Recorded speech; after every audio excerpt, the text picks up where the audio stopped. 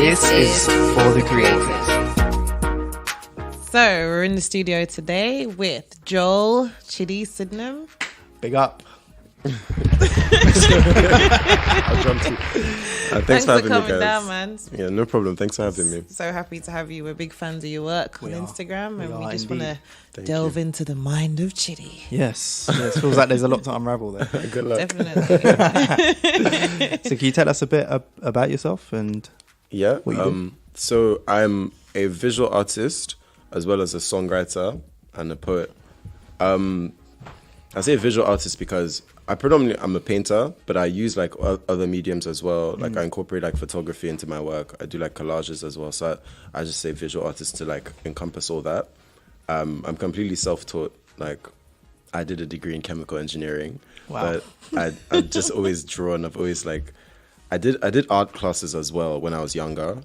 So like my style is a bit of a blend of like formal art with like just sort of like doodling and street art and stuff that I've just learned by myself. And yeah, and I've always written poetry as well. I've always just liked writing, like creative writing, like fiction. Yeah. And just like, and I just have a thing for like rhyming as well. So the songwriting just kind of happened by chance. I just met someone who needed a songwriter, and I just had poems that sounded like songs. So I was like, yeah, sure, I Right. can do that. And, Yeah. then, and then it just went from there. And then, yeah. So what about with the songwriting? Yeah. Did you then add melodies and things like that to the creative writing, or is it more? Yeah. Here's the message. I just kind of worked with the artist. So I wouldn't even call myself a songwriter per se. I'm like a song co-writer. So one of the artists I work with, like, I'd say the main artist I work with, I've written the most songs for, Perlama. She's like a French artist. So Okay. if you were into French music, you'd Do you probably write heard in of her. French?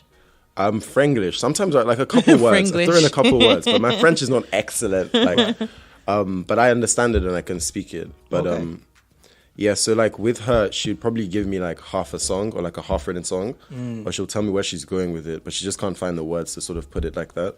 It happens a lot in songwriting. Yeah, it does. So when she gets to like a block, I'm just like, So you're like the send it song over on blocker. here. Yeah, song on blocker. I like that. I'm gonna put it in my Instagram bio. Yeah, exactly. Song on blocker. Yeah. Do you find it quite easy? Does it just flow every time, or is it something a bit more like you have to reach for it somehow? I just kind of, so it's with poetry, it's always something I've done in my head. So I just kind of play with it in my head until it flows. Do you know what I mean? So it doesn't always just naturally happen, but it might seem like that because when I write it down, it's something that it's like, it started like, when you just hit a sweet spot and it's just gonna come out, and then that's when I start writing. So you work it out in your head first. Yeah, I just so kind you're of like a song on blocker Jay-Z. Yeah. Thing is, I'm not like Jay-Z because Jay-Z can do like, he can just rap any verse of like, I can't remember my poetry unless I read it back. But when I it see. comes out, it's like, it will just happen at one time. Like I'll literally write it in 5 minutes, if that makes sense. But I'll be playing around with like the first couple of lines and then the rest will just come with it. But it's weird because it'll be things that I've been thinking about and it will just kind of like tie in together by itself. But it's always in like a eureka moment. So how Which did is this all begin? With you becoming such a Renaissance creator? So like I said, I was in university. I was at Surrey University doing chemical engineering, and I just wasn't really like fulfilled at all. So it Like, started quite late then for you. yeah.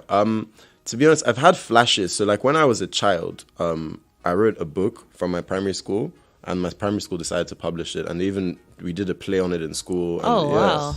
It's still in the school library till today, and I was really like known for being creative, like pretty much throughout my life. And And where did you grow up? so I grew up between here and Nigeria. Okay. So I went to primary school in Nigeria, and I went to 4 years of high school over there, and then I moved to England, and then I went to college and university over here. So I've lived pretty much my life like half. And I also lived in Martinique for like a year and a bit. That's where I interesting. learned Okay. French as well. Ah, it's making Yeah, sense. that's where I met the French artist. That's all that happened. okay, Yeah. okay. Oh, nice. So like in high school, I remember as well, I was really more like, I was kind of close to my art teacher. Like we just kind of bonded. And he just used to take me to galleries and stuff. I sold a couple of pieces when I was like 14. And that was Oh, like my wow. first experience with art, yeah. But then I kind of gave that up because I thought like I couldn't have a serious career, or like I couldn't, like I was, or maybe I was too smart to be doing that. I know as like as demeaning as that sounds. Was that coming from your parents as well? Yeah, or? it was definitely well, not necessarily like, not like directly. So my parents, like my mom, I'm kind of raised by a single mom, but my mom never directly told me like this is what you have to do. Right. And she was always kind of supportive with my creative stuff, but I just knew that she was a bit prouder of the scientific right. accomplishments. So that's where you got that so I just idea. kind of leaned towards that. And I've always had a thing for science. I'm a bit of a nerd as well. My dad is a biologist. My parents got divorced when I was like 6 years old, but like having his books and all that stuff around my house, and like my house is literally like just full of documentaries and old biology papers and stuff. So it just kind of has an effect, you know. And Did your mum have more of a creative background, or? no, my mom's a businesswoman, so she ran a super successful fish farm in Nigeria, but she's passed away now. Oh, sorry to hear that. Yeah, but so yeah, that was also one of the factors as well. So when I was at university, I just wasn't really like, I was kind of like, without knowing it, I was kind of just looking for other areas where I could be creative. Sure. So I started dressing really weird. I had like a blonde afro, like I just looked really out there. But Marianne Fellaini. yeah, I used to get that all the time. I'd literally be walking on the street and people would stick their head out and go, "It's Fellaini." I was like, okay. It wasn't me. Straight up, yeah. So yeah, I was just kind of looking for an outlet, and there was a lot of like drama, trauma, like all kinds of things were happening in my life, and I just really needed an outlet. So while I was in university, to beat stress, I just started painting again, and I would just start writing poetry. And I was just super shy about like the poetry stuff. Yeah. The art I would show people, I'd be like, "Oh, look what I drew," you know. And I always kind of knew I was good at it, but I just never thought I would make a career out of it. Sure. But Did you feel the poetry was close to your heart, like more honest, more authentic? Or? yeah, I felt like it was like I feel like both of them are, but it's just easy to see when it's words. It's like it's direct, like, do you know what I mean? Yeah, exactly. It's just like it's just feel like- harder to interpret. Yeah. Or misinterpret. Sorry. Exactly. With art, people can always be like, and they'll just put their own take on it, and Exactly. they might not see exactly like the emotion that you put into that piece, but with like poetry, especially the way I write, I'm really direct. Like I'm not like, do you know what I mean? I'm not like, oh, the feather in the wind. I'm just like, this happened, that happened. Like, Good. so I use metaphors and stuff, but like I also try and make it like scientific as well. I just factor that in. I can imagine you'd be a good songwriter then. Thanks. Because I'm a songwriter producer. Oh, amazing. What I find with what I've found and what I've heard as well with a lot of up and coming songwriters, when people first start writing songs, they write really abstract, thinking that it's amazing, but really the hardest thing to do is be direct and just speak, like, write as a conversation. So yeah, sorry to cut you. Yeah, that is true. Yeah, so you mentioned before that you're a chemistry nerd. Yeah. Do you apply that to your art? Because your art's quite psychedelic, so I'm thinking that you don't approach it in, say, the normal like portrait way, or where you're just drawing what's exactly in front of you. Yours is kind of up in the air for interpretation, and there's so many different layers to it as well. Yeah. So is that because of your chemistry background, or? Yeah, I would even broaden it to just say science in general. Like science and philosophy are like a really big influence into like the way I paint and what I paint as well. So with my art, a lot of it is abstract, but there's always symbolism in it. Yeah. And sometimes that symbolism is scientific. It could be like, I actually write chemical equations or do like molecular structures and stuff like that. And I'm really fascinated by like the structure of like atoms, molecules, things like that, because if everything's made up of that, then surely that's what, do you know what I mean? That's like, Exactly. I don't know. It's worth like looking into. So is that why you approach your art in layers? Because you know that even though we look physically as one thing, that we're made up of multiple parts. 100%. And Multiple layers. And you can break that down and break that down and break that down. Yeah. And I always try to show like a scale of detail. So I'll have like really big brush strokes, but then I'll also go and do really, really like fine details as well. Just to show like that's kind of how, to me, existence is. It's like you can look at like a cell and look at that all day. Some people study that as a degree, microbiology, do you know what I mean? And then some people study like astrology, which is like, both of them are unfathomable, like just because of the size. One is too small and one is like... It's like it's infinite. Exactly. And while I was at uni, that's one of my favorite parts about going to like such a, I don't want to call it a nerdy uni, but it kind of is. What uni did you go Is to? what it is. Surrey University of Surrey. Okay. But yeah, is it known for the sciences or something? Or why would you define it as nerdy? People that were there were just really like, so it was Nerds. like one of the they're lovely people actually, but it was like top 5, and they were really proud of that. And everybody was just really on like academia. There was just, like, they were there to study, and there wasn't like, do you know what I mean? A lot of people go to uni just to like experience something different. No freshers' fairs. We're just like, no, we're just gonna stay home with the books. Yeah, pretty. It was kind of like that. Oh, like wow. It's changing now. It's becoming more like hip and stuff. But when I was there was just nothing for like, especially if you're from like an urban setting, there was nothing. They were playing S Club 7 in my freshers week in the club, and we were just like, me and a couple of other people, in the club, we were just looking around Reach like, what for the happened? stars. Literally reach for the stars. Yeah, But it could be that caused you to focus though, because there's not many distractions. Yeah, so that you as really well. got into What's the this? theory. It's the positive feedback loop of your surroundings. So I'll tell you a funny story. Me and a couple of friends of mine, we was like a rebellion against the university.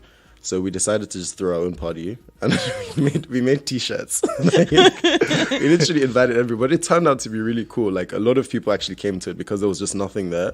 So we threw a party in my kitchen. We called it the kitchen rave. Yeah.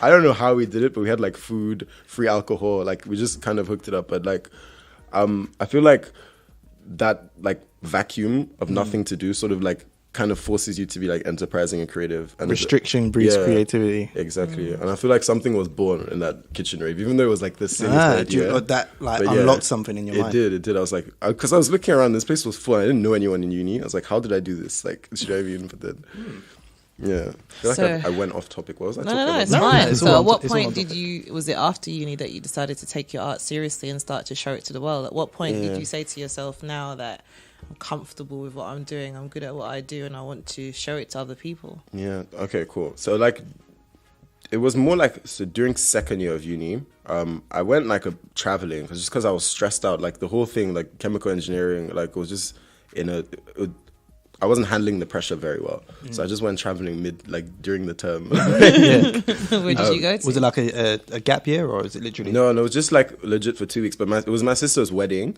and she got married in Martinique. So like I went. That was the first time I went to Martinique, and I kind of just fell in love with the place and the lifestyle and everything. Right. And it just got me thinking differently. And then so when I came back, I started writing again, like poetry. And a year before that, my mom had passed away, and it wasn't something. The way it happened was just like, it's very like gory. It's like, so it wasn't something that was easy to talk about. Yeah, of course. So I was just looking for like an outlet. So I would just write like stuff for myself and just not show anyone. And I would always doodle in class. That's just something I was known for. Like I was drawing on everything since I was a child. Like even in engineering school, on the back of my notes, there was literally so like, and the doodles just kept getting more serious as like as time progressed. And I always like painted and tried to do like still life stuff, just like when I had the time. But I never had time like doing a 40-hour-a-week course, like, and I was trying to do well. Like, I didn't really at the end, but I was. So like, it started as just like an outlet during university, but then when I finished my last year of uni, I just started having like experiences. Like, so it just made me question everything. I basically had like a mini existential crisis, and I was just wondering like why do I even exist? Was it like out of body experiences or actual experiences? Yeah, like real life experiences that. Both. So I had real life experiences, and then I just wasn't sleeping properly and things like that. And then I had like sort of like weird dreams, like out of body experiences. So I had this dream once that just rhymed, and it was really like Dream yeah, rhymed? the whole dream rhymed, and it was just like, either there's just too much like of this poetry stuff just on my subconscious and I need to just let it out, or like something is telling How me does that I a need to. dream rhyme? Can I don't know that. Like I literally woke I up. kind of Is it understand what you like- mean, because you know sometimes when you're in a dream and the dream makes sense, even though it doesn't make sense. And Yeah. then you wake up, you're like, that makes was- sense. it Was was that like the everyone whole- was spitting bars in your dream? Yeah, it's like someone was narrating the dream to me. Like it's like I Oh, was getting wow. shown around my life, almost like the have you seen the Scrooge movie, like Ghost of Christmas Past? Yes. It was almost like that, but the thing was just rhyming. It was like an MC doing it, and I was thinking, what a cool dream. But at the same time, I was scared, like because I was like, that's actually so sounds weird. sick. How did my brain do that? Yeah. And then so I just started looking into just like why I exist, and then that's how I got into the whole philosophy aspect. And so like in my actual last year of uni, I just decided to actually travel to Martinique. And at the time, my sister was living there, and she was working as a pastry chef.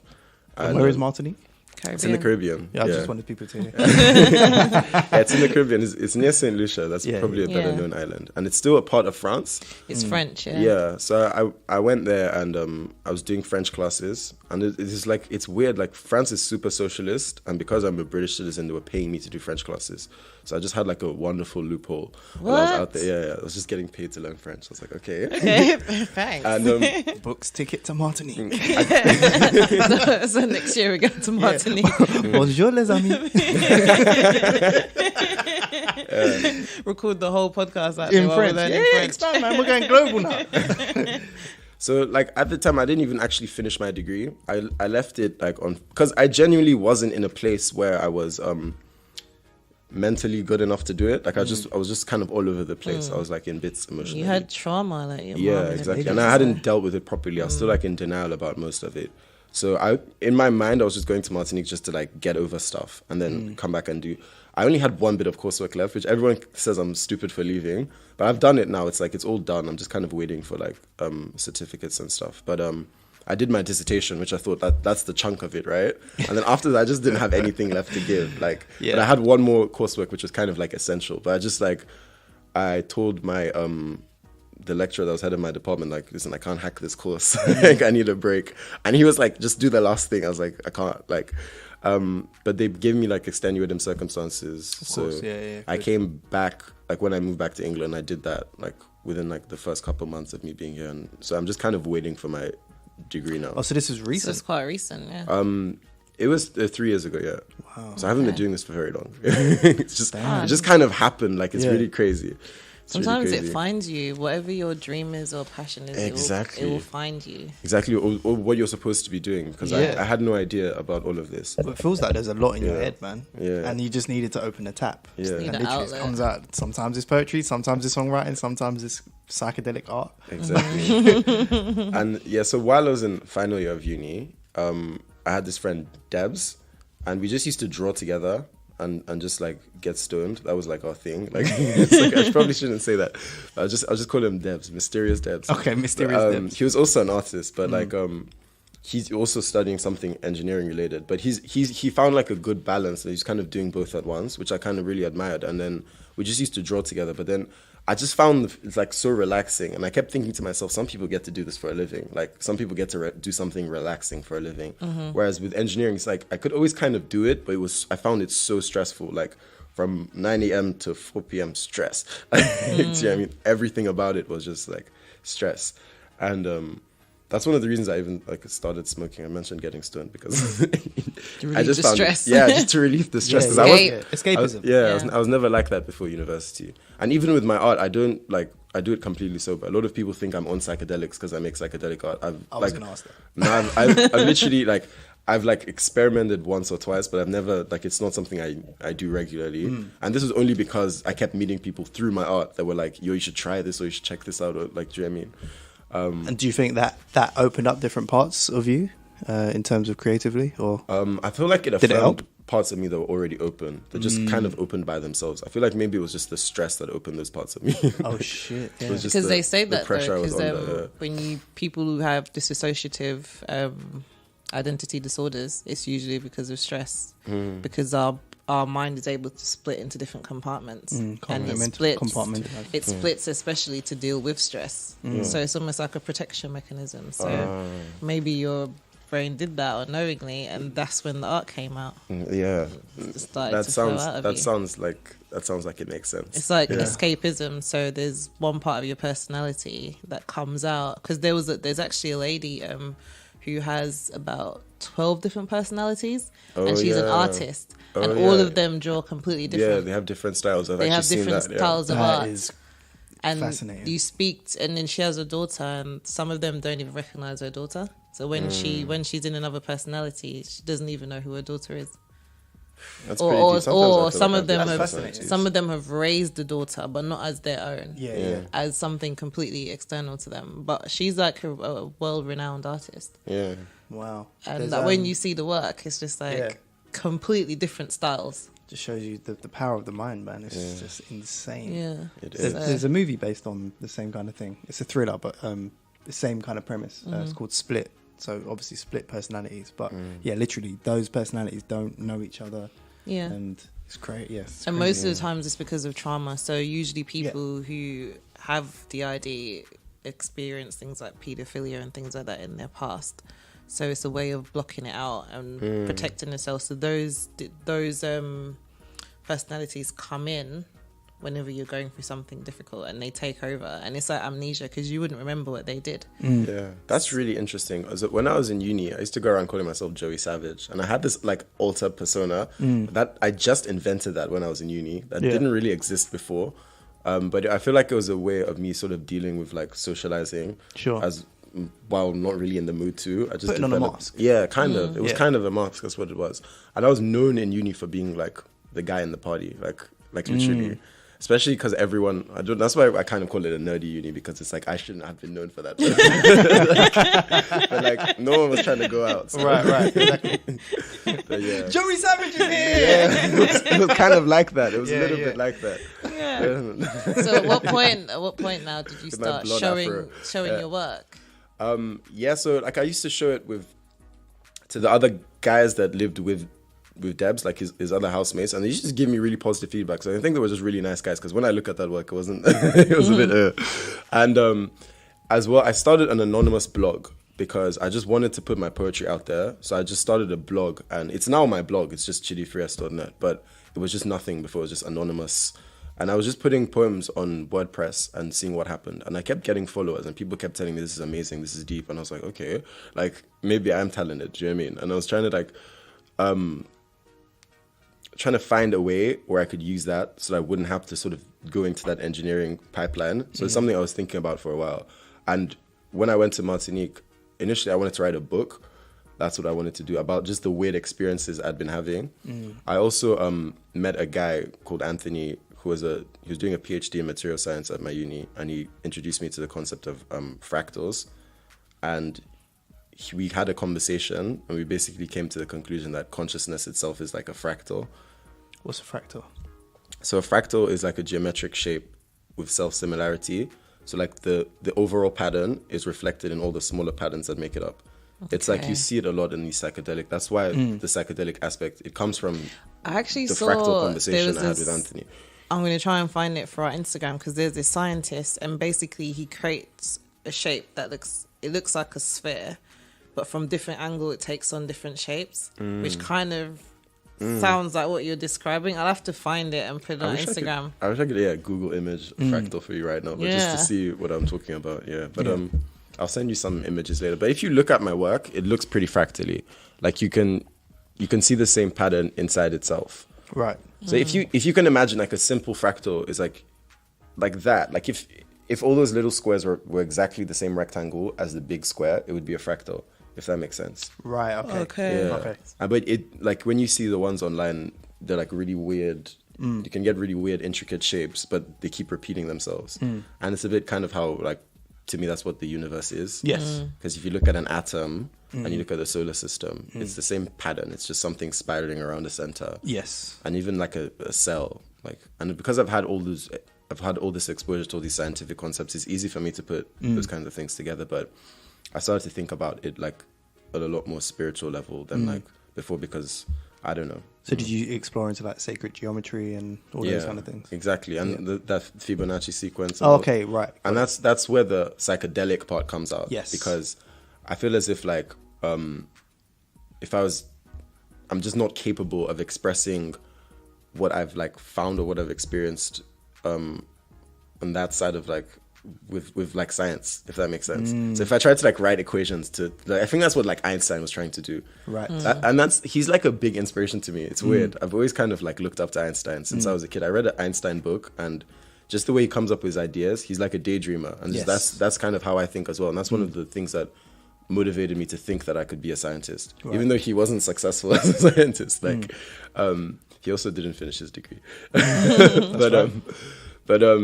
He's the way he looks at the universe as like energy and like all the whole relativity and the patterns and stuff like that. I feel like he's just trying to quantify what I'm trying to like qualify through visual art, if that makes sense. But I'm just expressing my experience. I'm sure that's exactly what he was trying to do as a scientist. Well, I don't know. I can't say for sure, but I feel like that though. Yeah. But I feel like if I was more like left brain, to put it that way, it would be easier for me to put it in equations, but it's just easier for me to put it in paintings. So that's what that's what I love. That. Yeah. I love that. Yeah. So deep. Yeah. Like, all me of my think. questions just sound so boring now. So then, is this why you use poetry as the captions for all of your art on Instagram? Yeah. What comes first? Is it the poetry or the art? Do you know what? It was really a friend of mine as well. He's a musician. We were writing poems together one day, and he suggested that I should put them together. But I'd never really thought about. I always saw them as two separate things. But then now I would like write a poem and try and make a painting of it after, or like try and write a caption in like poetic form, just because I feel like I'm trying to like complement the two. And it's not why I do it, but it's just something that happened. Like my friend just kind of suggested it, and I liked it, so I just kept doing it. And it just makes my blog look nice when there's a picture and a poem and a picture and a poem. So I just kept on doing it. But yeah. Cool. And as well, but with the poetry, it's giving me so much like food, like so much stuff to write about just for my own poetry. Yeah. Like trying to understand consciousness. That's pretty much like my drive as an artist. Trying to understand my own consciousness and the consciousness around me. That's given me so much material just to write about and to paint about. It's just like, it's endless. Yeah, it's an endless quest. So how right? do you feel when people interpret your art in their own way? Because I know that art's always up to interpretation, right? Yeah. But yours seems like there's so many different layers to it. So when exactly. someone looks at it and they tell you, you know, I've interpreted this as that, So how like, do you feel about that? Or do you want your art to be interpreted? I do. I love when people have their own opinion on it. That's something that always fascinates me. So like, that's part of why I do it the way I do it. I leave room for like ambiguity so that people can project their own sort of conscious thoughts on it. And then it sort of tells me a bit more about my expression and a bit more about like what that person is like seeing. Do you know what I mean? It's like a mirror or like an interface between my mind and their mind, what they think of my art. But so I leave a bit of like mystery in there to like, you know what I mean? Just to like get people's brains going. But It's fascinating, man. thanks. It really is. Ryan's just looking at your work. So is this piece called Scanning? Yeah. Yeah, I want this. No, Because it looks like, It's actually at a bar in Lewisham. I just dropped that off today. yeah, because that's another thing I was going to ask. It's an expo When on did you Sunday. get into If you guys want to come, monetizing it's expo this Sunday, Lewisham. Yeah, that all happened in Martinique. So like that was a really like, it was almost like a pilgrimage for me. Like, yeah. I feel like I didn't finish answering the other question though. What was you It was along the lines of when did you start like showing it? Okay. So it works nicely to say when did Okay, you cool. monetize it? Okay, cool. So after I went to live in this island for a year, right? And I was doing my French classes and I was sort of working in a bar as well.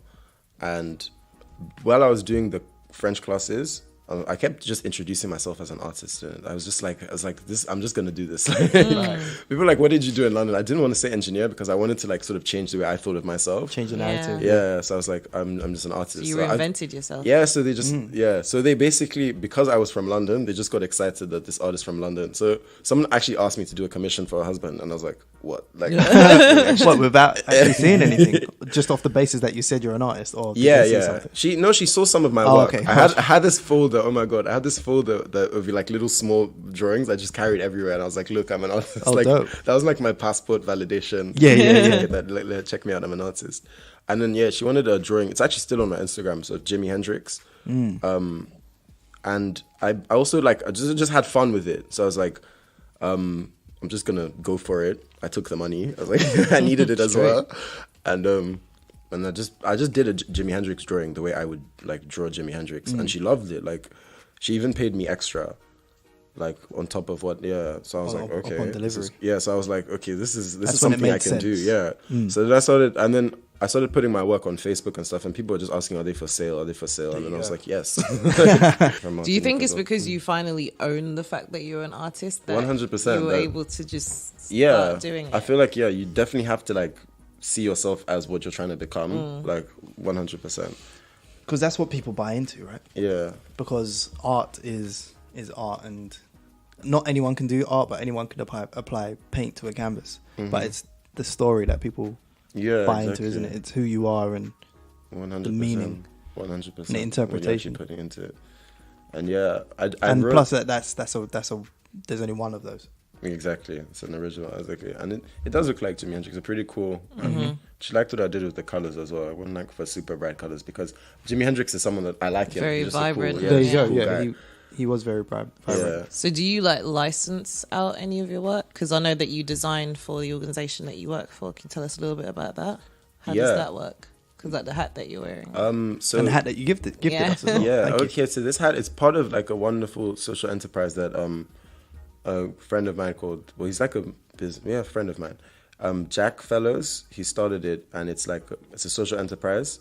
So it's based in Ghana, and what they do is they create jobs by allowing like local artisans to create products on commission, and it's all ethically produced and fair trade. Okay. And he created 30 jobs in Accra by starting this, which is I think is quite like Really remarkable. good. That is huge. Yeah, and originally he was just doing backpacks, and we met and we spoke, and we both have kind of similar ideologies, and we kind of feel strongly about sort of helping Africa, if that makes sense. So I asked how I could get involved, and then we made like a hat together. Then we made 3, and then I've just been selling them. Yeah, like but it's like he's like I wouldn't say a startup, but like a relatively new social enterprise. But yeah, it's on ASOS Marketplace if anyone. We'll stick the links up. The link is in my bio. Do you sell yeah. it down? Was it Brick Lane or Spitalfields Yeah. as well? Yeah, so we're kind of like everywhere, but Brick Lane is like the place you can always find TSM. So there's in Backyard Market. We normally have a store on Saturdays and Sundays, but we're like a lot of festivals this summer.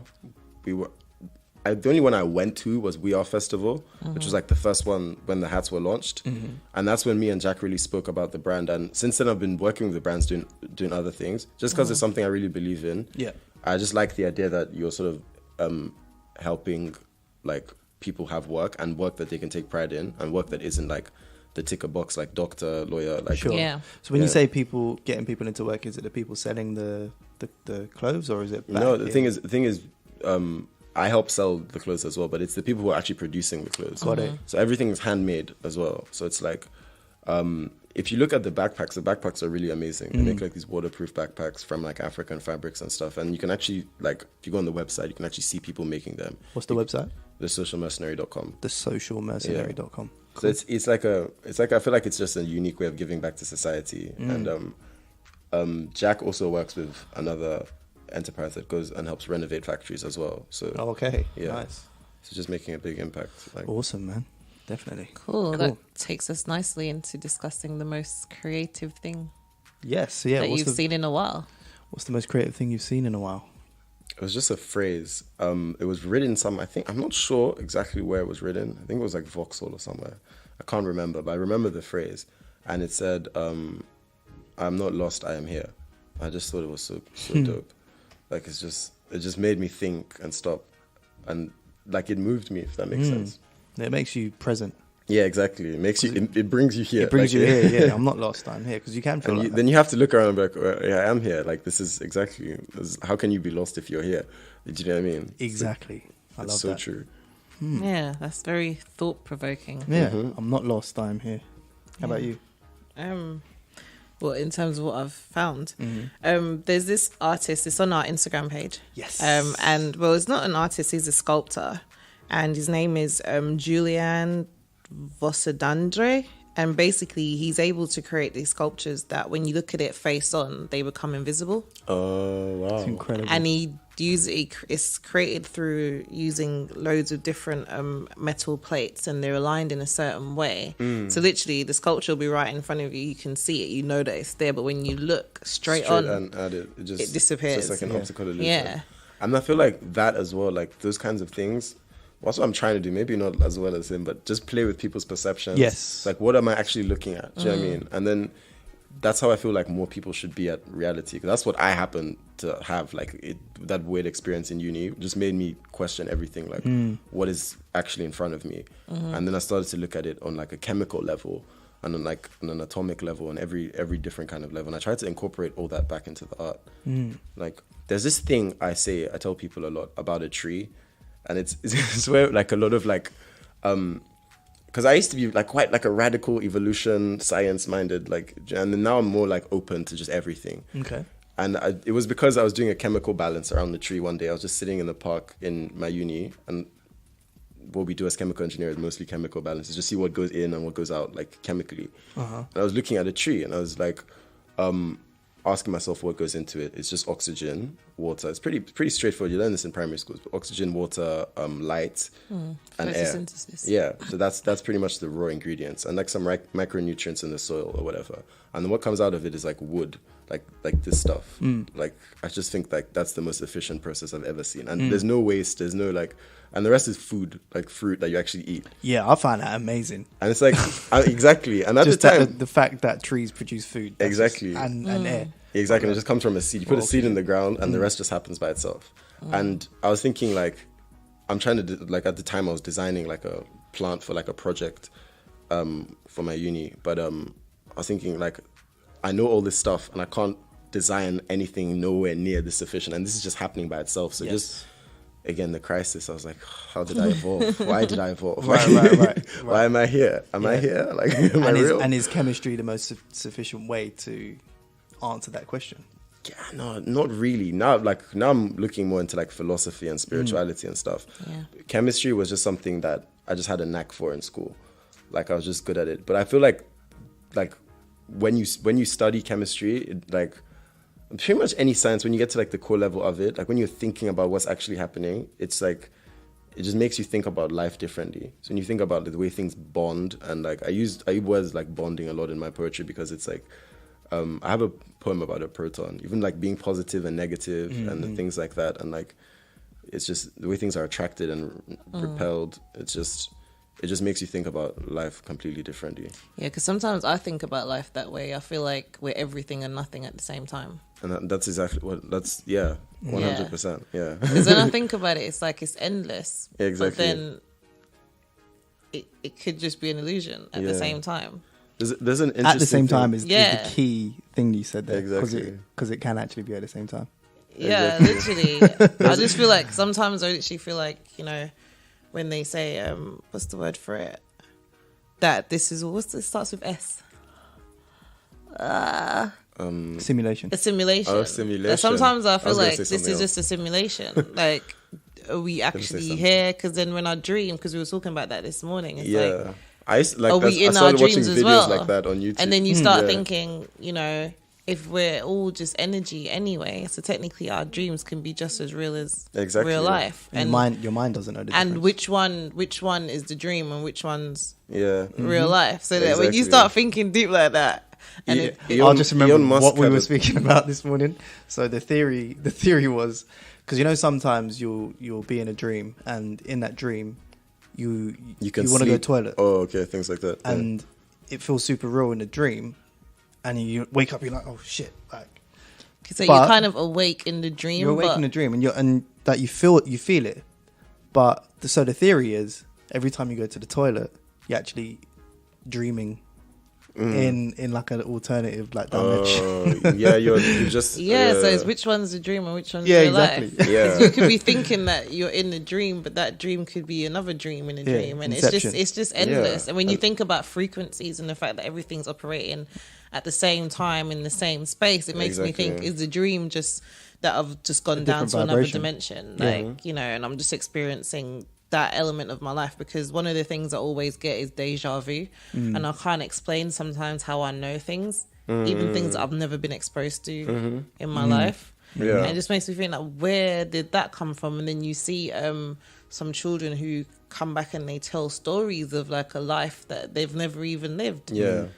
And it's crazy. So many things that can't be explained with our limited like knowledge. weird things like that. Like even like when I got to Martinique, I was really looking to like Hermeticism. Like, I don't know if it's like Egyptian spirituality. Okay. I was literally ready to read anything at this point. Like, so I wanted answers.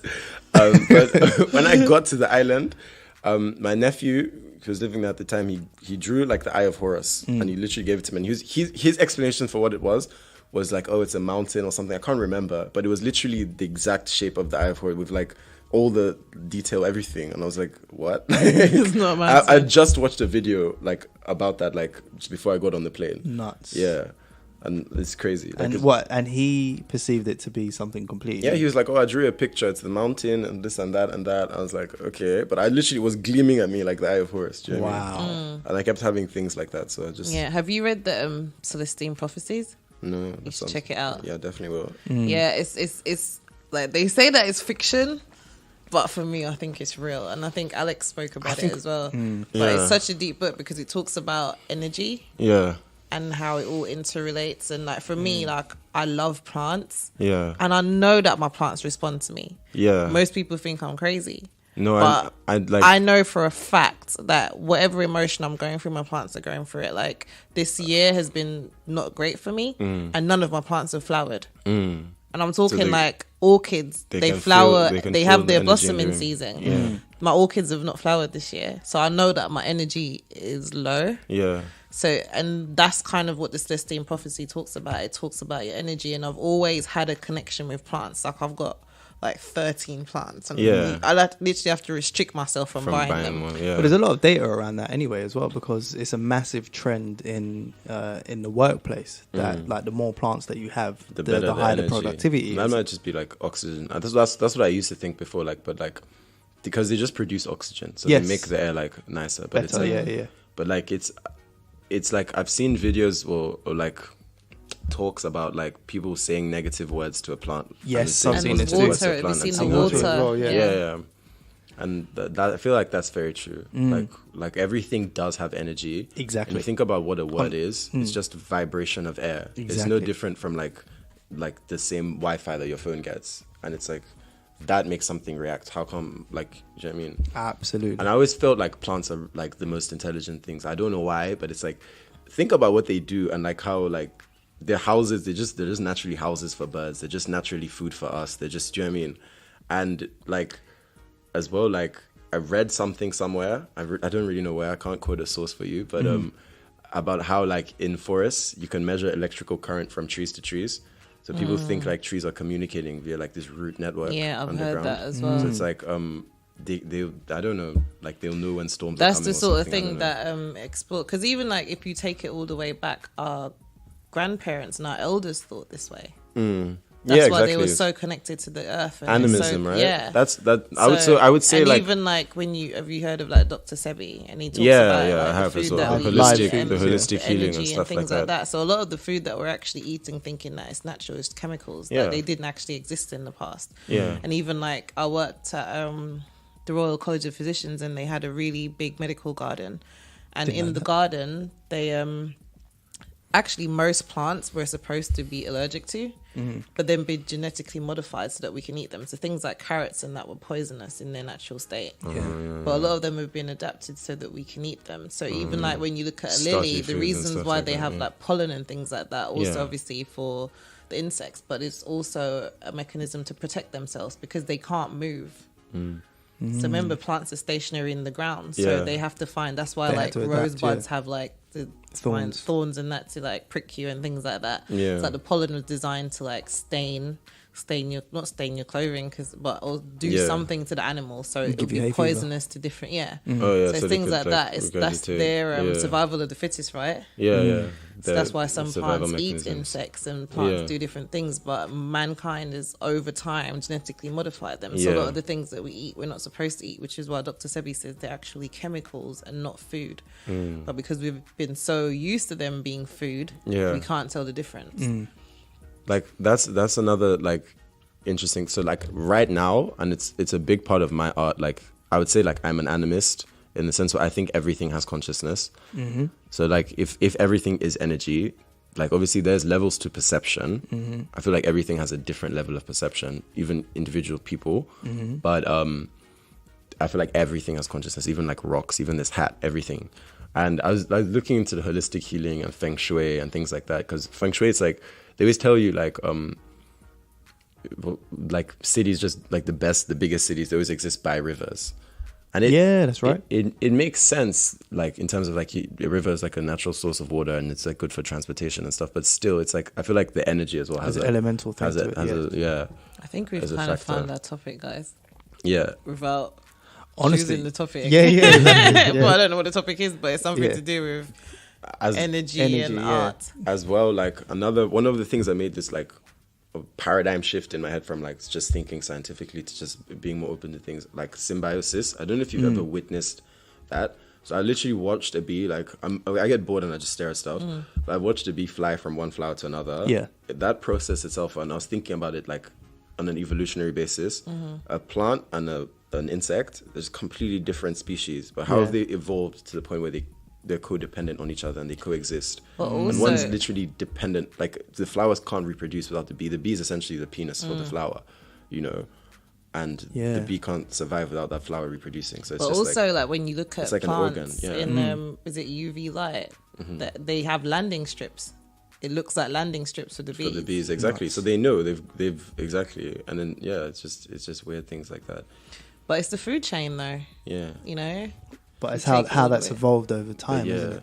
It's just how everything mind-boggling. is so interconnected. that it's Exactly, just- exactly. And you don't understand that you're an essential part of it. you know? Yes, So, exactly.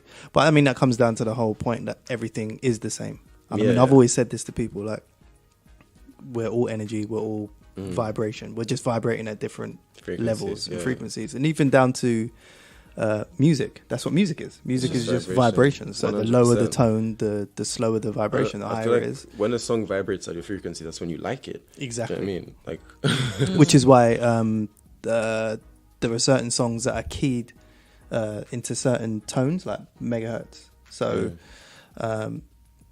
if you search on YouTube, for example, they're going to be like some meditation musics, and it might it might just be like one tone, which are like 533 megahertz, for example.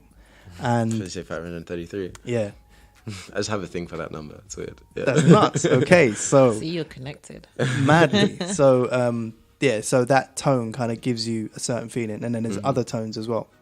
And it's said that like Bob, 528 hertz is supposed to be like a really good. I don't know. I've just heard a lot like an about uplifting this. tone. So it's, I don't know if this is a myth or anything, but it said that Bob Marley realized this and tuned all of their music, all of his music, to this frequency, so that 533? I don't know if it was 533, Okay. Okay, so but there is a frequency. So yeah. it's still in, C, D, E, F, G, whatever, but Yeah, it's like tuned slightly yeah. differently.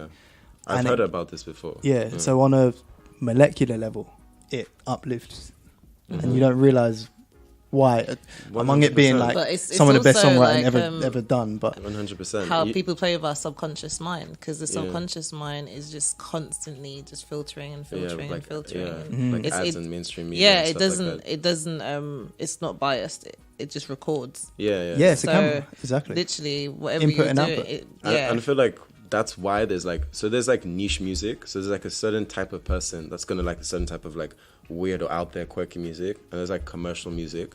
When you think about how people think, there's also a niche way of thinking, and there's like I feel like the way you think is ultimately what dictates your vibration, right? Yes. And I feel like there's a commercial, just mainstream vibration that people are just bound to be at, and they just go through the motions. And I feel like when you're one of those people going through the motions, you just like mainstream music, you just eat at McDonald's, you just like, just do the tick the box stuff, like, do you know what I mean? And I feel like the more like out there and quirky or Yeah. creative you become, people that ask questions, really. yeah, Because I've always I been feel like someone there's a correlation, definitely. I've always questioned things from a very young age, and same. after a while, I started to dumb myself down because. No one's answering these questions. Well, then you feel like you're weird, No, then they start because saying- like when you go to have conversations with your friends, You everyone's just become like, uncomfortable. Why, yeah. Why do you why care? are you even talking about Yeah, this yeah. stuff? Why don't you It just take doesn't it at even face matter. value? And I'm talking about everything from flat Earth and like anything that I see. Like I'm just curious. So like, there was one where I was looking at trees, and when they were saying like loads of it was really weird one, but in a way I kind of believe it, where they're saying a lot of these formations that we see, like Ayers Rock and stuff in like Australia, were once trees. They were like massive tree stumps, Yeah, and they just got fossilized. and they just yeah. got fossilized. Yeah. And you And when you look about at yeah. it, like when you do look at them though, they look like tree stumps, and they show you the difference and the comparison and everything. And I feel like a lot of things that we've been conditioned to think in a certain way, and I think the world that we actually think we live in is something completely different to what the world actually is. Even like diamonds, they're just carbon. Like it's Yeah. the same. It's the same thing that like you would use to like write in a pencil, like graphite. It's the same exact chemical composition. It's just the energy. The only thing that's changed is the energy in which it's been formed. That's the only difference between a diamond and a pencil, you know? And it's kind of related to what we were speaking about before. If everything is like a vibration or frequency, like light or like sound, they're all vibrations and they're all frequencies, right? Surely the way we perceive them is as much down to what's out there as it's down to the receptor. Yeah. That's why I feel like of different course. people have different sort of like levels of perception. It's just the way they respond to these frequencies. Like if you've heard of synesthesia, you have synesthesia. Exactly. So like, What is that? So when I hear music, You can I see it. See it. Yeah. Okay.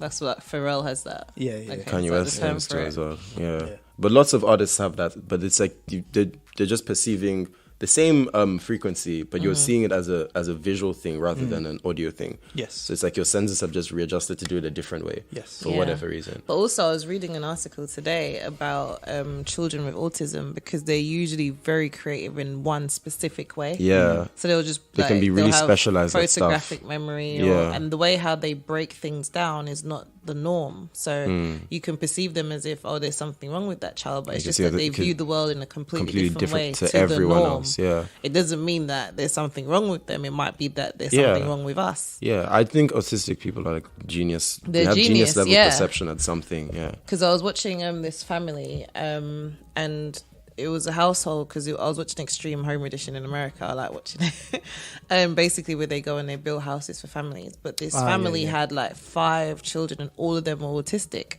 Wow. But literally, they all had issues in terms of like they didn't have good communication skills, but their IQ That's through the roof. was through the roof. And they Like, just do like ridiculous. and they were maths. talking about Yeah. like grief, like Greek methodology, and all these things, and the guys were just like, "What the hell?" Because society's put them into this box, like they're these children who no one should talk to and no one should deal with. But then if you really sat down with them and had a conversation, like they were brilliant. Yeah. It's just that when it came to like normal things, that they can't deal with sound, or they just do things that are a little bit erratic. Yeah. Yeah. But Just the on the other perception, side yeah. of it, it's like one extreme to the next. But Yeah. they were just brilliant. Yeah, like So- I saw this video of this guy fly around New York, like for And 20 then he that's years. just the same drew thing it, that yeah. comes to mind. Yeah, Like yeah. that blew my mind. And like, he was autistic how? as well. Yeah. I've seen like people quote pi to like 15 decimal places, like just like Yeah. they just know, they can figure out what the next number is. There was also a kid in my school. I'm not sure if he was autistic, but he could do this thing where you'd give him a day. So you'd be like August 1st, 1965, and you'd be like, oh, that was a Tuesday, and he's always right. Like if you go and check, he's always right, and he doesn't use any, like he's just there. It's just him, and you say any date you can think of, and he just knows. Yeah.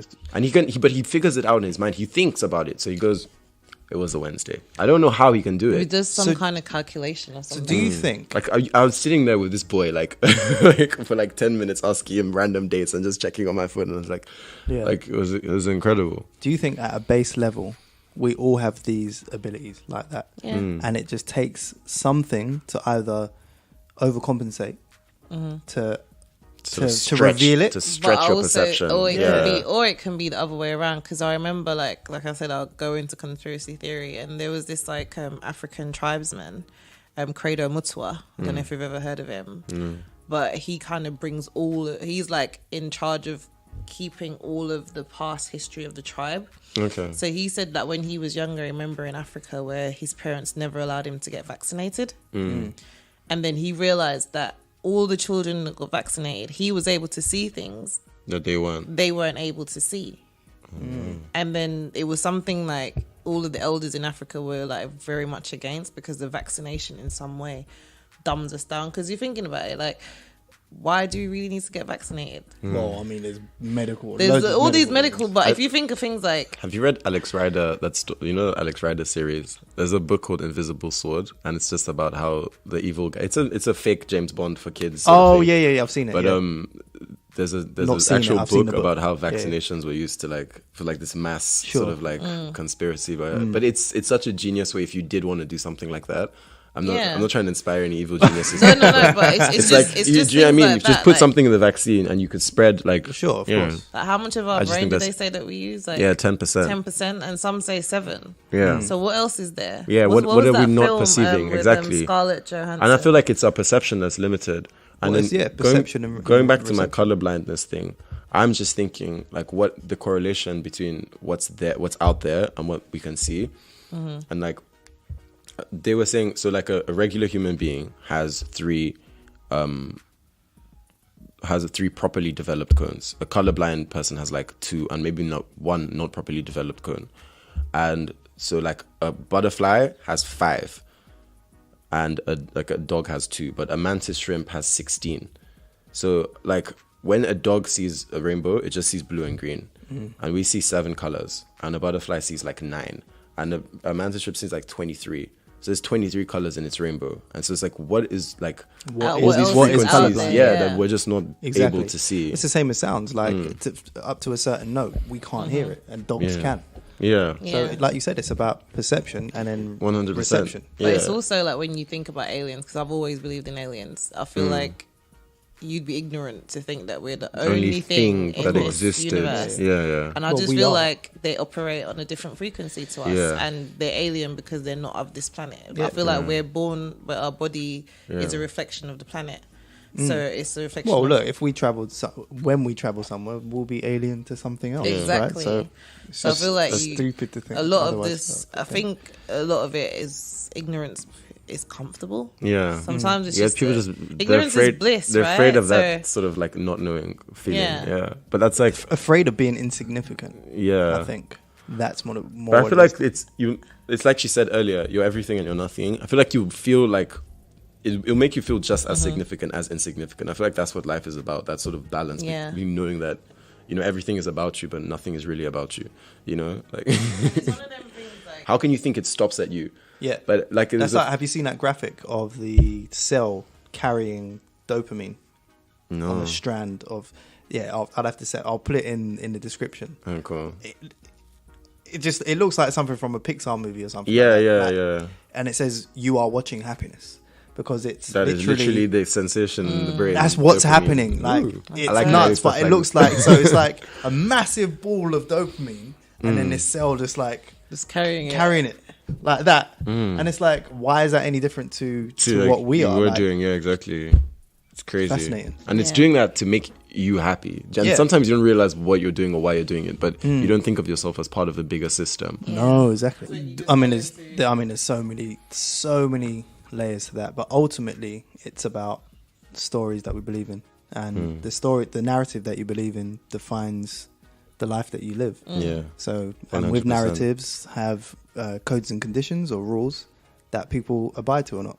Have you heard of Sapiens by Yuval Harari? This is what I was about to say. Yeah, that's literally one of the main points he makes in that book. Yeah, like exactly. the whole of the Declaration of Independence and the Code of Hammurabi. And it's like once enough people believe in something, even like supporting Arsenal, like I can just meet like a random guy on the street and we both support Arsenal. That gives us like a common ground Yeah. to stand I'm on. glad you said Arsenal. Yeah, you see, There's evidence. Exactly. But and then Way. he makes No, a it's true, brilliant though. point that that's what money is. He calls like it the great facilitator because everybody's kind of connected in this sort of quest for money. Yeah. But it makes things possible that wouldn't be possible. Yes. Like people can have business meetings and all. There Like you it's go, actually because it- like causing society to 'cause it's interact one thing because that of this everyone believes in. idea that exactly everyone believes in Absolutely. money. And yeah, if you know about what people believe in, you can play with that. Like I feel like a lot of people have done that with religion over the years. It's like been course. documented. You know, Yeah. no conspiracy theory. It's facts. Like It's facts. Like people believe in stories. That's why you have different religions. Yeah. That's why you have different another ways of doing thing. things. Sorry to get all conspiracy theory on you, but I feel like they also immortalize the storyteller. So whoever tells the story gets put on this pedestal as he's not human or he's superhuman. Yeah. And it yeah, makes it inaccessible to like the rest of us. His experience can't be like recreated or Right. like because Yeah. it's this superhuman thing. That, Right. do you know what I mean? It's like and that compounds over Yeah. time as well. And So even the though- older the yeah. story, If the more important it is. yeah, and if you look into the actual teachings of these people, they're all trying to tell you that I'm not superhuman. I'm just like you. You know what I mean? Yes. They're all literally trying to like Exactly. And just to go back to imagery and what you're talking about aliens, and this is what makes me think. So how come? So everyone knows what alien looks like, right? But why? How? because it's what we've been fed. Yes. but how? Yeah, there's a common Because idea of what an there's a alien common should look idea, like. right? Yeah. So we can't, as humans, literally like think of something that isn't inspired by something else. something real. Yeah. So where did that what's come that from? about? What? No, but there's a whole thing about people like in ancient Greece couldn't see the sea as blue; they saw it as green, something like that. I don't know, man. I shouldn't bring it up because I don't. Really And then the look sea, very- and then the sea is not blue because Yeah. that's the thing. It's a reflection. Yeah. So But there's when you also look a at story water, it's not about blue. there's also a story about when the Wright brothers invented or made a plane, and there were people when they flew the plane because no one had ever seen it before, they couldn't see it Oh, it just didn't because register it was in so their consciousness. Yeah, it wasn't there. Oh, Yeah. wow. Yeah, it's true. Even some of that, like I feel like also like African history is also very buried as well. It's also the story, like, it's true, like what you're saying, like the whole perception. Like if you read like Things Fall Apart, have you ever read that? No. It's a really good book, but he kind of writes the story like that. So he calls like the horse like so he calls a bicycle a metal horse. And it's like the man tied his metal horse to the tree and he just leaves you to figure it out because he's just telling the story from the perceiver of the story. I love that. Yeah, it's What's the book called? Things Fall Apart. Things Fall Apart. Yeah, I'll but it's find it about and it's put it about in the colonialism. description. But then also as well, like that's another thing as she kind of going off what you were saying a bit, but if I colonize you and I erase your identity, whatever story I tell next is the story. Mm-hmm. So like someone can come to your You country, just described the yeah, British Empire. It's true though. If someone could come to your country and you could be living like just as advanced as them in some ways, but they want to depict you as savages, they will. Do you know what I mean? No, And- but it's even like the story of the Caribbean because I grew up in the Caribbean, so I was never even told that we originated from Africa. I always thought we originated from Arawaks and Caribs, which came over from South America. Yeah. It was only when I came here that I was knew a that I mix. was from Africa. You know what's something? And the stranger thing about it is obviously they'd inhabited the Caribbean islands way before the white man came. Yeah. So the white man came and made them slaves. Yeah. But it's the whole story of Christopher Columbus. How do you find something? How do you that's find something that's already there? Yeah, exactly. Yeah, so it's all of Discover those something things. That's But, it, British Empire, man. but we can go so deep, Yeah. guys, and But the whole thing. we've gone completely off tangent. Yeah, but just a quick interjection there. While I was living in Martinique, I realized because it's still colonized by France, so you actually get to Yes. experience colonialism like modern day firsthand. Right. They teach them in school that they're the descendant of Napoleon, which to me was raising like red, orange, blue, every color flag, Every whatever you flag. want to call it, like whatever you can perceive the flag as, it was raised because it's like that's just not true. Like Yeah. you can't expect a grown human being to believe that, but some people do. Yeah, They're like, yeah, I'm the descendant of the Gaul. I'm like, no, you're not. Like, but like. If you Non-believer! Shun the non-believer! if you then you see like there's another also, that's like one extreme type of Martinican. Most people are kind of in between. There's the other extreme type of Martinican where they've just rejected everything colonialism has ever taught them, so they don't trust anything from the West, and they just have big Africa chains, and they don't even know which country in Africa that they're it's just the whole Africa. Like, yeah, I am and Africa. do you know what I mean? And it's just like there's everything is white devil because it's Right. like.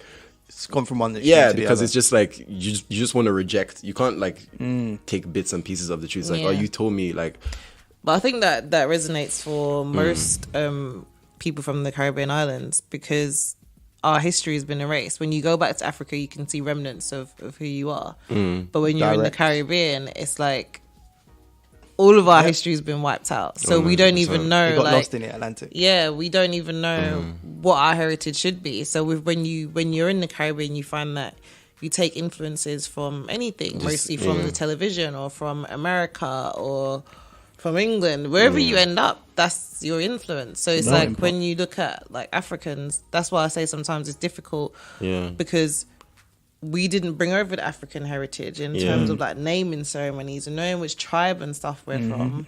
And then the Arawaks and Caribs behaved in a completely different way. So I know like with the Arawaks and Caribs, they used to flatten their foreheads and they used to do very specific tribal things. yeah, But none of that was passed on because it was all wiped out. Yeah. And our history is so like convoluted. I don't know if that's the Yeah. right term, but it's difficult to know where you're who you are if you don't even know where you came Where from. you've been. came from. 100%. Definitely agree with that. And that's another thing. Like again, like my journey as an artist. Like if you read what's under my blog, it's like self-discovery, self-expression, and self-growth. Like that's kind of what it is for me. But like that's why I'm the Afrocentric psychedelic artist. The psychedelicness is me trying to figure out what I am as a being, and the Afrocentric is more like what I am as a person, because I'm literally a product of colonialism.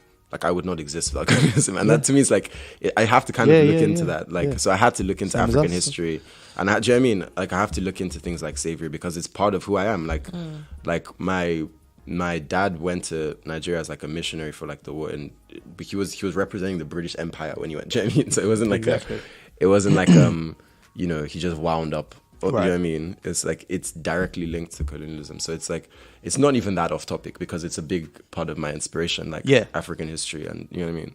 I really look into that a lot. Like, yeah, very interesting. What did you say those topics were underneath your bio? Self-discovery, self-expression, and self-growth. Sort of. That's like my motto, if that makes sense. Yeah, that's why that's what the three S. That's what the 3S is, because I'm Chidi 3S. That's what the 3S is. And my name is multi-layered. Yeah, I think exactly. that's the topic There's of layers the to it. conversation. Absolutely, man. That's what I think we've really captured that. And if you also look at my art, there's a lot of like African symbolism in it. And what? Yeah. Oh, how did I not mention this earlier? You know, asking me when I made that decision to become an artist. Yes. One of the biggest factors, I started listening to Fela Kuti, who is a Nigerian musician, and he was like famed for being like a social activist, and he was like rebellious against the military government or like the post-colonialist government at the time, which was pretty much according to him, were just like colonialist puppets, just kind of doing the bidding, but not necessarily wearing the title of colonialist. And he was literally obsessed with like African spirituality and African history and things like that. And I haven't looked into it as deeply as maybe I should have, but like I looked into like the spirituality that comes from where I come from in Africa. So I was looking into like all the Orishas and like the stories behind them. I'm literally born in a town called Sango. It's the same. It's named after the god. I don't know if you've heard about these Orishas. It came up again when I lived in the Caribbean because I met a lot of Cuban people, and for some reason they've carried that over with them due to slave trade. They also really believe strongly, and in people in Brazil as well, they also really believe in Orishas, but it originates from like the Yoruba culture. But through slave trade it's kind of spread. And in Haiti as well, they're really big on that. Yeah. But like if you look at Shango, he's a god of thunder, and you look at his story, it's pretty much like almost a reflection of Zeus, and it's just weird. And it's like either two people just, maybe the guy really did exist. You know what I mean? He was in Africa, or like I don't know. Maybe it's like someone stole someone's story or something like that. But it's like but one thing as well that I got from Fela Kuti that really inspires me a lot is he has this song called Teacher Don't Teach Me Nonsense, right? And it's about how, well, to me it's about, because this song is really long and there's different topics, he just kind of says his mind. But one of the points that resonates is like if you look at Japan and like the way they've evolved culturally, you look at like their society, there's like, you still see like the influx of like samurai culture in there. Do you know what I mean? They have all that honor, they have the same values, and that's like evolved naturally. And Americans they've always kind of been like cowboys, you know what I mean? And they still are. Like Donald Trump is an accurate reflection of what like how Americans think, to be honest. Like, and British people, they've had their tea at 5 for generations. Although now like you might take the tube to get that tea, but there's still things that have. But with Africa, that's just not been allowed to happen. It's like you were evolving naturally, and then it's like stop, now do it this way because our way is better. But who knows where? Do you know what I mean? Where we would have evolved. Yeah, exactly. If it was allowed to happen naturally. And he was really, really big on that. So he was like, throw away all the colonialist stuff. Like, let's just go back to Africa and let's run our stuff like based on our culture and history. And then, but the way he puts it is like when you're in school, your teacher is teaching you. When you go to uni, your uni teaches you. When you start to work, it's like your teacher's kind of like the government. Yes. And when you're the government, who's your teacher? It's like, is it not supposed to be your culture, or is it supposed to be some colonialist that tells you how to live your life or how to run your country? It's like, and if the country was run according to the cultural values, I feel like it would just be a lot better. Like, it's that dissonance between trying to be Western and trying to be cultured that I feel like it's just like, I don't know, a big social problem in Africa at least. Powerful. A lot of food for thought, man. I think my brain's just gonna be like whizzing around in my car, like, found a brother. Found one of us. No, honestly, man, this conversation has been fascinating. Yeah, man. it's been amazing. like I'm glad it went off. deepest that we've ever had. No, honestly. But- Yeah. I take that as a compliment. No, honestly. It's good. I think our listeners will enjoy it. Yeah. And maybe it's, maybe some topics that we can touch on in the future. Yeah, for sure. For sure. I mean, this will be released in Black History Month as well. So that'll it's it's actually perfect super Black on History topic. Month. Amazing. You know what might also be cool? We're doing these Black History Month lives on a Sunday. I think you'll be perfect to have on. Definitely. Sunday. We can do a live Definitely. It conversation. could be the Sunday after your episode goes out. Yes. I need to check the date, but So tune what in. we can Tune in do this Sunday, is, guys. yeah. So tune in this Sunday, and we'll be talking to Chidi Yes. Yeah. about a topic of his choice. Amazing. Yeah, it'll probably start off at that topic and end somewhere completely different. But yeah, Yeah, because we really wanted to highlight different creatives during Black History Month and have conversations about topics that pertain to Black history, but do it as a live on our channel. So if you you can select a topic that you want to discuss. It's going to be either Ryan or me, so you can Yeah. speak to Ryan. I feel like Ryan will Yeah. have a blast talking to you. it's gonna be a long life. Yeah, No, yeah, no. but I think it'll be dope. Yeah. And I'm just happy that you guys resonated and relate to what I'm talking about. Man. That's why you like my Next art. level. Even though you don't necessarily see it on that layer, That's what I was talking about, You can the you can vibration, feel the man. frequency exactly. Absolutely. Exactly. And you asked me before what I think about how people Perceive your perceive art. my art. And there's this quote I stole from Da Vinci. He says, the ones who really know, they'll see what they're supposed to see, and the ones who don't, they'll just admire my brushstrokes. And I feel like that's kind of what happens. People are like, oh, it's so colorful, so bright. And I'm like, but look at it though. And then they're not seeing the whole, it's not, they're not spiraling to an existential, but that's fine. But I feel like it's like planting a seed. And it has I've read poems to people and then they've decided to make an actual conscious change in their life. Or people have seen my art and, started to look deeper into existence. And it's not everyone cares, but some people do. So it's I have to do this. Do you know what I mean? It's just, yeah. That's what You a big can't part of please it is. everyone, but Yeah. I feel like the people, like you said, the ones who should be touched by Yeah. it will Perception be and touched by it. reception. Some Yeah. people aren't tuned into that frequency. The ones that Yeah. are will tune into it. And I feel at least the aesthetic, vibrancy of it, at least it just gets people to look at it. Do you know what I mean? And I feel when they're looking at it, it's going to plant, something's going to happen at some point, even if it's not directly through me, but it's like a seed. They're coming across something that's different that, Yeah. maybe they'll question reality too one day. And sure sometimes there it's will. the Deeper meanings to subconscious that things. picks it up as well. Exactly. But So- yes. It's been brilliant having you on, man. Thanks, man. Really brilliant. Where can people follow you online? Instagram's my main hub. Facebook, I use Facebook a lot too, but Instagram at Joel Sydenham. Just, yeah, you can find the social mercenary on there if you want to get some stuff. And we'll stick the links up in the description, guys. So Yeah. Amazing. So I know that we've had a long conversation, but there's still one last question. one last question. So, yeah, knowing what you know now, which is a lot. If you could go back to when you last day of secondary school, if you could speak to Chidi then, what advice would you give him? I would give him emotional advice. I'd just tell him it's okay to sort of feel things, because I feel that's maybe I didn't speak about that much, but that's what learning a lot of this has sort of allowed me to experience. And just if I'll tell him as well, if there's something in your mind or in your heart, to be more poetic, if there's something in your heart that you want to do, it's because it needs to be done. And that's something I've come to believe, which I didn't always believe. So it's if you feel the need to create something, it's it needs to be created, That speaks to me right now. Thank you very much. That's powerful, man. It's true. That's really powerful. Thank you so much. Really appreciate you. I appreciate you guys. Thanks for having me. No, honestly, our pleasure. Honestly. it's been a great convo. It really has we been. should, we should chill. Been. What are you guys doing later? I'm joking.